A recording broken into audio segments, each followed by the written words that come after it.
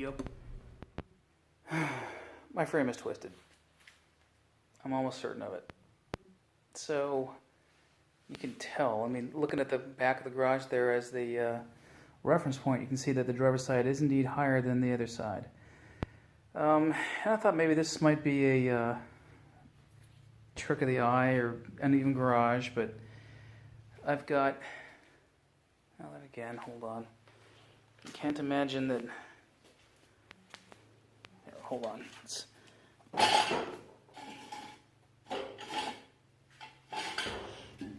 Holy shit. I may not have a twisted frame.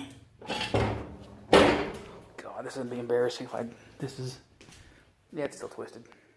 Not as bad, but,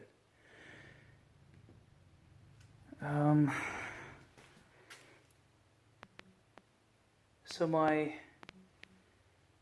my jack stands are at the same level, in the same area, and between this point and here, specifically right there, is, on this case, 57 inches and some change. Let's redo this.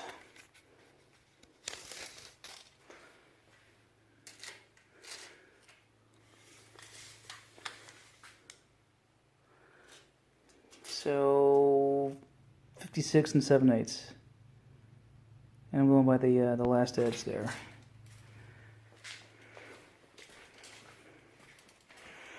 And we'll do the same thing.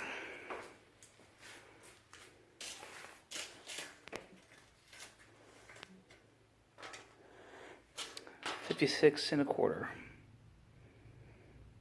So almost 3/4 of an inch. Yeah, ish. And so here, right there, we're looking at just about 18 inches. And over here,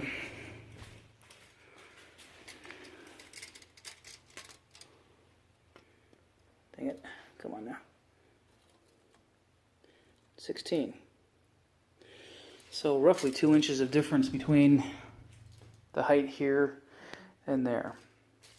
I could probably overcome this with spacers and washers and shims and crap like that, but I don't want to do it, so I'm going to have to find a frame straightener. God damn it. A frame straightener and have it straightened. I don't know if I should have the sandblasted first or frame straightened first or whatnot, but this sucks. I don't know if this is welded up too high or what. Like I said previously, I knew that, I verified from the prior owner that this thing had been hit when he was 17. He's, probably 65 now, so obviously there was some repair to it right there.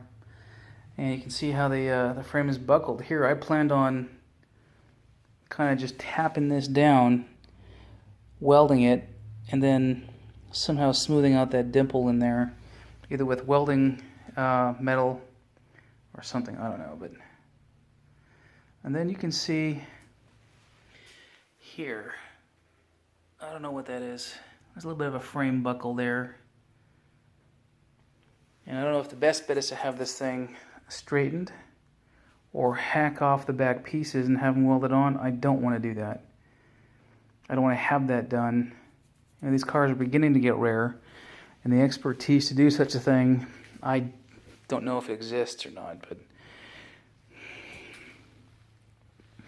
and you can see here a little bit of a dimple where the whole thing came out this way. On the end is a lever arm, and I think the only thing that really saved it from going too badly was that shock right there. So it's bent over too a little bit. I don't know. Now that I've got a jaded eye, I can kind of see. So it sucks, but fuck.